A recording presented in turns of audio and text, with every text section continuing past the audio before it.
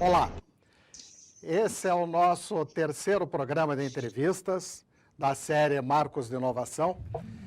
E no primeiro programa nós entrevistamos um engenheiro, no segundo um advogado e hoje nós vamos entrevistar um médico, o Dr. Rogério Andrade Molinari. O Dr. Rogério foi vice-reitor da Universidade Federal do Paraná, tem todos os títulos acadêmicos que você possa imaginar. O título principal dele é ser meu cunhado. Sou casado com a irmã mais velha dele. E ele é nefrologista, é clínico geral. Atendia a minha mãe, que eu elogiava muito pelo seu elevado conhecimento na área de medicina. Aliás, é o que todos os clientes dele falam. Hoje nós vamos falar sobre EAD.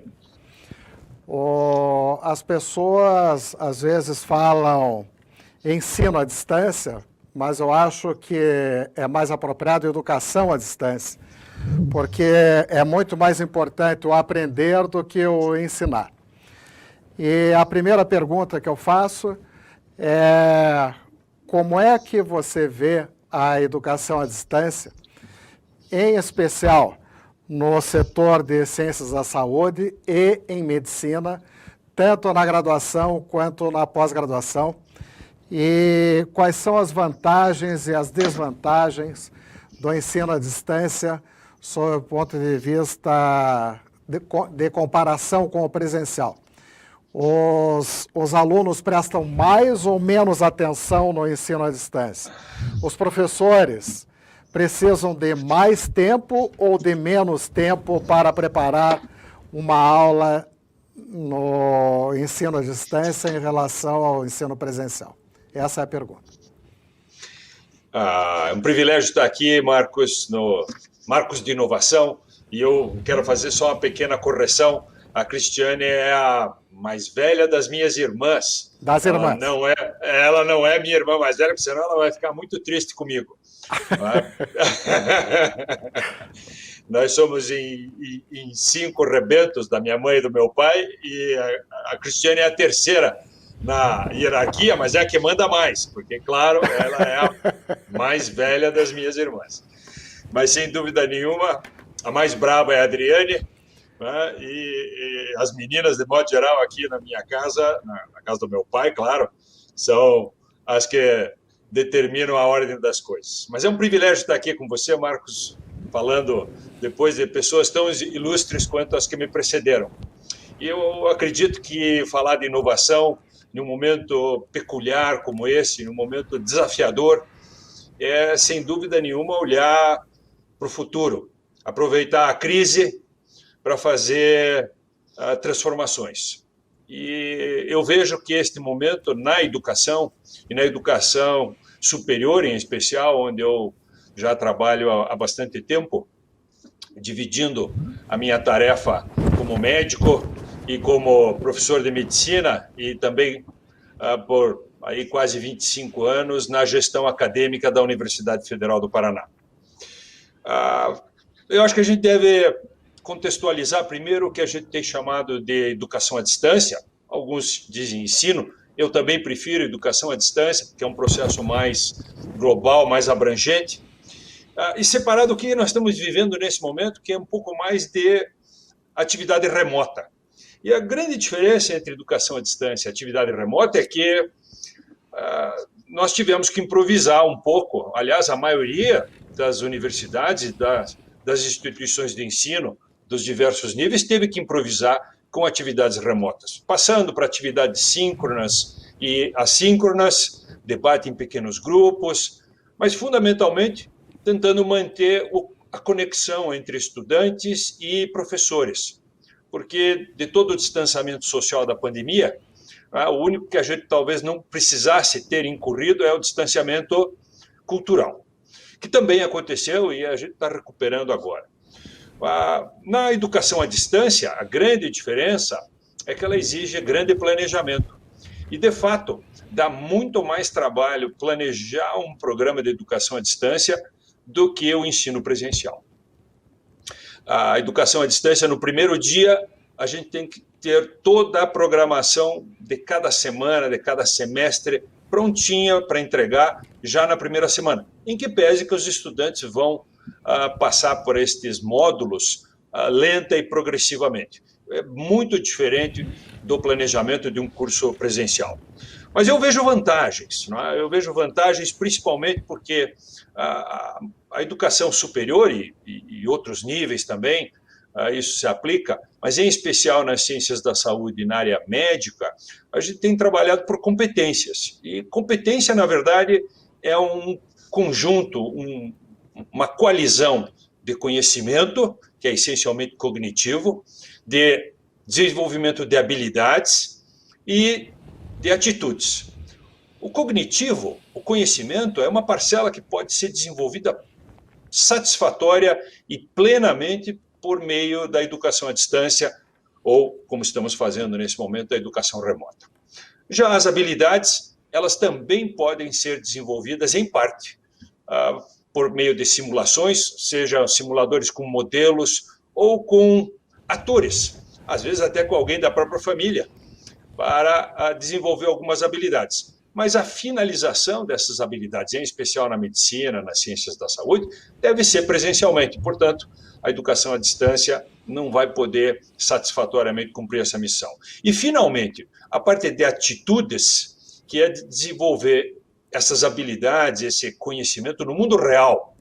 Desenvolver, além disso, outras habilidades que são de comunicação, de solidariedade, de interação, de respeito ao próximo, de empatia. Estas, sim, lamentavelmente ou felizmente, só podem ser desenvolvidas presencialmente, na interação entre diversos atores, e aí professores, estudantes, pacientes, servidores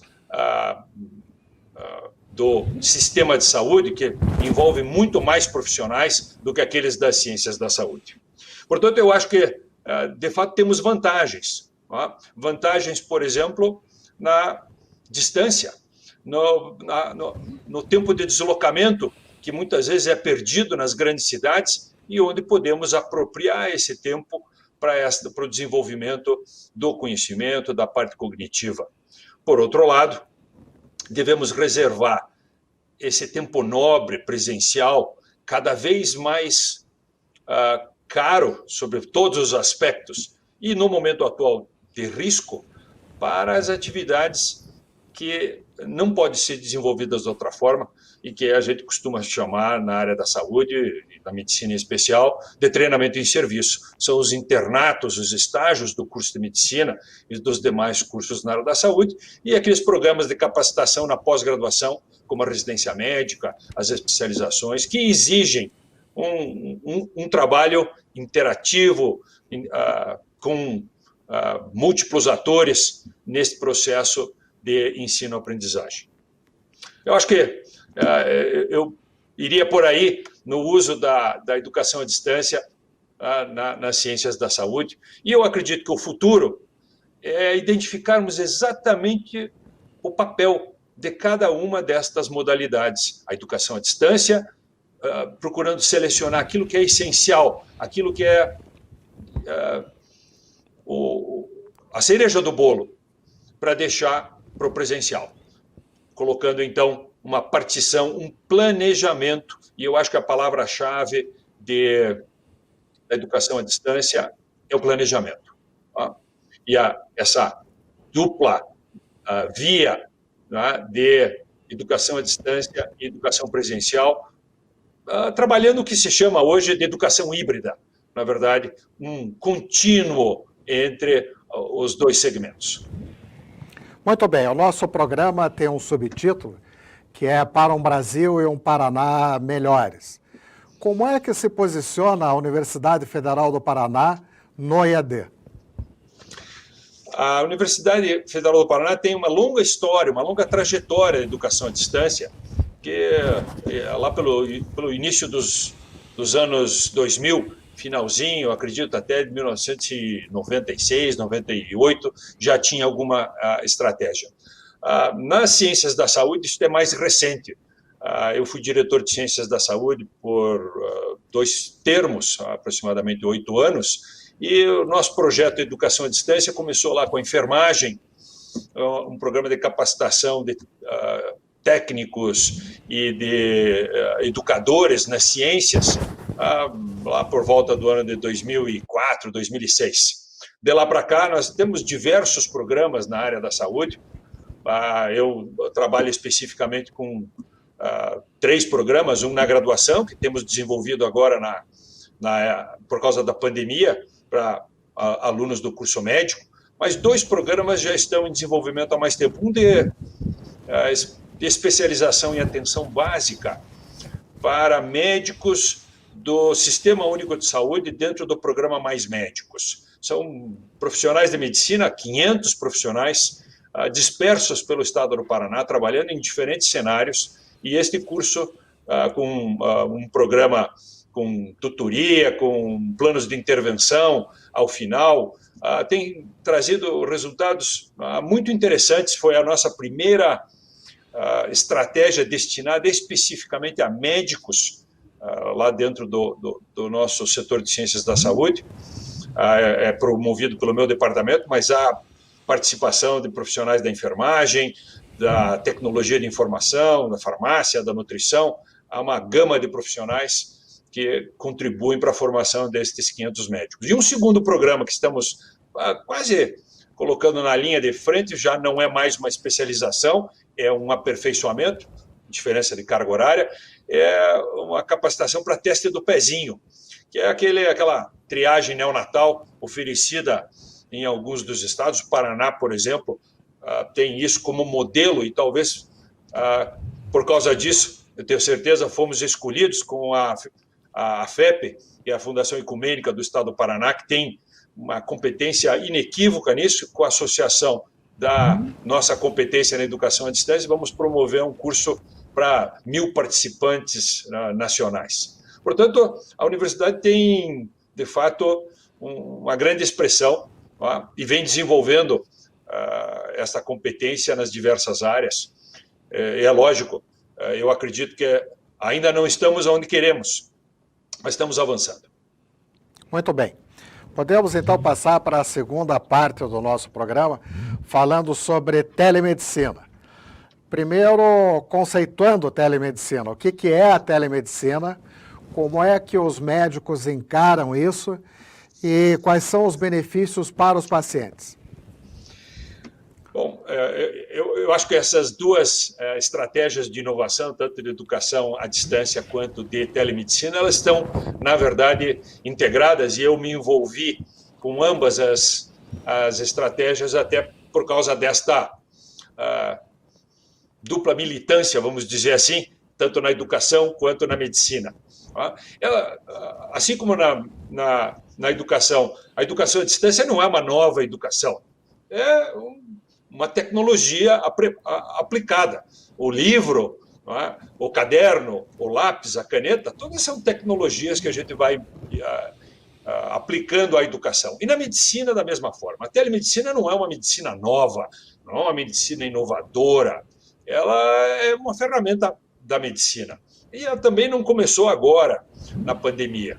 Ela, na verdade, já tem uma resolução lá desde o longínquo ano de 2002, pelo nosso Conselho Federal de Medicina, uma resolução que já tem quase 18 anos. Ela está bem sedimentada, ela não é inovadora sobre alguns aspectos, e mais recentemente, no ano de 2018, quando surgiu uma nova discussão, um pouco mais abrangente, houve grande polêmica.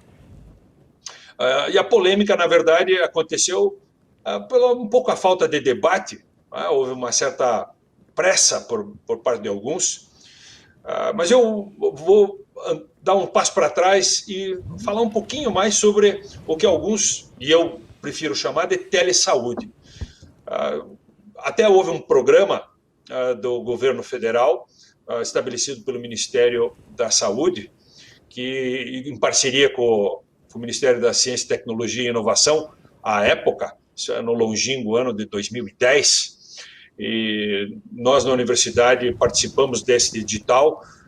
Eu fui o coordenador desse projeto, junto com outros colegas da Secretaria Estadual de Saúde e da Secretaria Municipal de Saúde. Esse projeto Telesaúde, portanto, mais abrangente do que só apenas a vertente médica. Ela envolvia profissionais de diversas áreas da saúde, cirurgiões dentistas, nutricionistas, enfermeiros, farmacêuticos, evidentemente procurando resolver problemas comuns remotamente. Aquele programa, Telesaúde, e eu digo aquele porque ele, de uma certa forma, ele se encerrou como projeto, e ele agora tem uma outra vertente, mas ele foi muito importante, porque ele estabeleceu a importância desta teleconsultoria entre profissionais, o que o Conselho Federal denomina como teleinterconsulta. O Telesaúde trabalhava com profissionais de medicina ou de saúde nas duas pontas, tanto aqui do nosso lado, como consultores, quanto lá nas unidades básicas de saúde. Era sempre um médico, um enfermeiro, conversando com outro médico, outro enfermeiro, não necessariamente casando profissões, mas casando profissionais. O usuário do SUS não tinha acesso direto a esse sistema, diferente do que se propõe hoje para a telemedicina. Mas nós demonstramos que aquele projeto foi muito interessante e eficaz em melhorar a resolutividade do SUS, melhorar o acesso de médicos e de profissionais da saúde à capacitação, porque esta ferramenta de interação permite uma formação. E eu vou dar 2 exemplos, só para contextualizar a importância do sistema de telemedicina. E eu, como outros, prefiro o nome de telesaúde, mas eu respeito aqueles que preferem focalizar na profissão médica. Em Curitiba, nós tínhamos uma fila de pacientes esperando uma consulta de neurologia. Eles eram cerca de 15 mil pacientes, aguardando cerca de 18 meses, 1 ano e meio por uma consulta. Quando eles eram chamados, muitas vezes eles até nem sabiam direito por que eles estavam ali. Com essa estratégia de teleconsultoria e também o que a gente chamou de apoio à teleregulação, nós reduzimos ao longo de pouco mais de 12 meses para um tempo de consulta de 2 semanas. 18 meses comparado com 2 semanas. 15 mil pessoas esperando por uma consulta para 2.500 esperando uma consulta. E quando ele chegava na consulta, ele realmente tinha um problema neurológico que precisava da solução de um especialista altamente qualificado em neurologia. Isso demonstra de maneira inequívoca o papel da telemedicina e da aplicação dessas estratégias de telesaúde. Um outro projeto, uma outra vertente, nós trabalhamos com um ambulatório grande do Hospital de Clínicas, o maior hospital público do estado do Paraná, a cardiologia. Tempo médio para resolução, para a primeira consulta, na verdade, eram 4 meses. E cerca de 5 consultas para se chegar a uma solução. Isso por vários motivos. Perda de exames, atrapalho na chegada, diversos comemorativos. Com a aplicação dessa estratégia de teleconsultoria, teleregulação, com profissionais médicos e de outras profissões, até tínhamos uma fisioterapeuta muito habilitada para interagir com os pacientes e marcar exames. Nós reduzimos o tempo de consulta de 4 meses também para 2 semanas. Todos os exames eram realizados dentro de 2 semanas e em 2 consultas o cliente saía com uma solução para o seu problema. Portanto, isso demonstra de maneira inequívoca que incorporação de tecnologia e sistemas de informação, mas com pessoas, com profissionais graduados, com profissionais capacitados, resolvem problemas. E aí vamos chegar na medicina. Alguns imaginam a telemedicina como uma maneira mais barata, mais fácil, mais disponível para o usuário do sistema de saúde, seja ele da saúde suplementar, sistema privado, como nós costumamos chamar, ou do Sistema Único de Saúde. Não é bem verdade. É fato que o acesso é mais simplificado, mas há necessidade de uma capacitação desses profissionais da saúde, desses médicos, porque a solução de problemas remotamente é muito diferenciada da interação presencial. Além do mais, há necessidade de ferramentas, de exames, de equipamentos próprios para oferecer subsídios adicionais, tá? Que muitas vezes não estão disponíveis e dificultam, por vezes até impedem a ação de um médico por via remota. E, finalmente, mais importante, é a disponibilidade do sistema presencial pronto, porque um profissional que atenda alguém remotamente e detecte que ele tem um problema que não é possível solucionar, ou que é emergencial ou de urgência, ele precisa ter o sistema presencial pronto e capacidade de transporte. Portanto, a telemedicina não é simplesmente uma maneira mais barata de resolver pequenos problemas. Ela pode ajudar, sim. Eu vejo que a polêmica entre os médicos diminuiu em parte por causa da crise da pandemia. Inclusive, o Conselho Federal de Medicina expediu uma autorização que não é uma nova resolução, é uma autorização para telemonitoramento, teleinterconsulta, de tal forma a permitir uma certa flexibilidade enquanto a pandemia estiver presente, até pelas dificuldades de que pacientes de risco se desloquem para o sistema de saúde e até por uma segunda constatação que vemos que parece que tudo virou Covid-19, desapareceram as outras doenças. Não é verdade. As outras doenças estão sendo muitas vezes desassistidas e a teleassistência, a telemedicina, se preferir, pode cumprir um bom papel. Eu vejo que tem vantagens, de novo, para os clientes, mas essa pronta disponibilidade, a possibilidade de, na telemedicina, o próprio cliente interagir com o profissional da saúde, com o médico em especial, traz ao cliente uma demanda maior. Ele tem que ter informações, ele tem que assumir riscos e ele tem que concordar. A importância é de que tanto o médico quanto o usuário do sistema de saúde tem que concordar com os limites deste tipo de assistência, desta ferramenta. Não é uma nova medicina, é apenas uma ferramenta. Aliás, os médicos já usam a telemedicina há muito tempo, né? Desde que Graham Bell trouxe o telefone, com certeza a segunda pessoa que usou deve ter sido o médico. Tem até aquele velho adágio da cultura americana, quando clientes ligavam para a casa dos médicos. Felizmente isso acontece cada vez menos, porque o sistema de saúde está mais complexo e mais disponível, mas eles recomendavam pelo telefone, tá? Tome 2 aspirinas e me ligue pela manhã. Tá? Aquilo já era telemedicina. Muito bem, para concluirmos, como é que está o uso da telesaúde ou da telemedicina no Paraná? Nós, na Universidade Federal do Paraná, em parceria com a Secretaria Municipal de Saúde e a Secretaria Estadual, mantivemos um programa de muito sucesso e trabalhamos densamente desenvolvendo essa tecnologia. A Prefeitura de Curitiba, obviamente, como uma parceira de primeira hora, desenvolveu o seu próprio programa de telesaúde. Hoje ela tem esta possibilidade disponível nas diversas unidades, sempre na forma de profissionais da saúde interagindo com profissionais da saúde. Que eu tenha conhecimento, não há acesso direto do usuário ao profissional remoto, valorizando a equipe de saúde da família, que está disponível nas diversas unidades, mais de 110 unidades no município de Curitiba. E com o Estado do Paraná, nós da universidade tivemos uma interação mais prolongada, até por características próprias.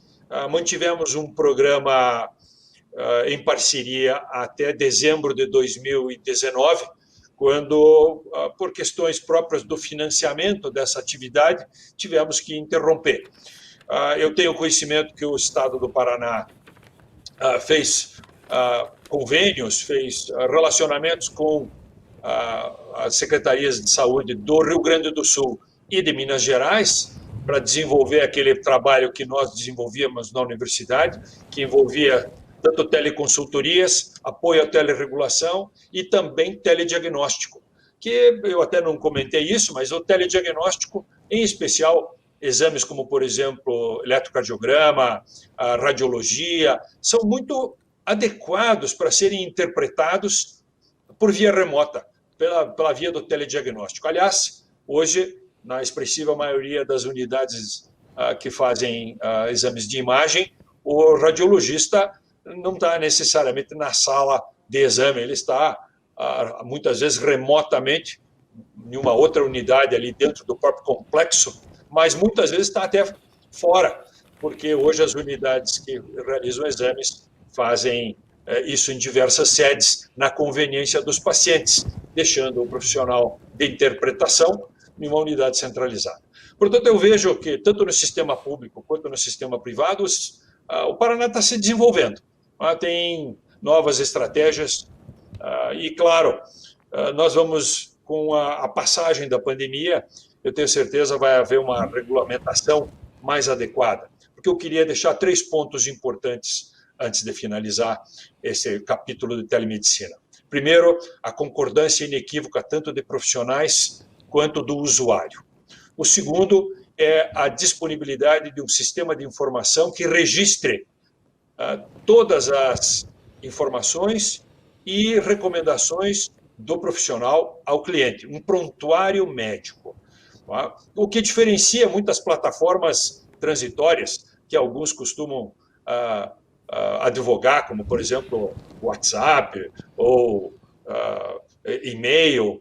Estas plataformas não têm sigilo, não têm registro adequado da atividade profissional. E, por fim, a cobertura pecuniária.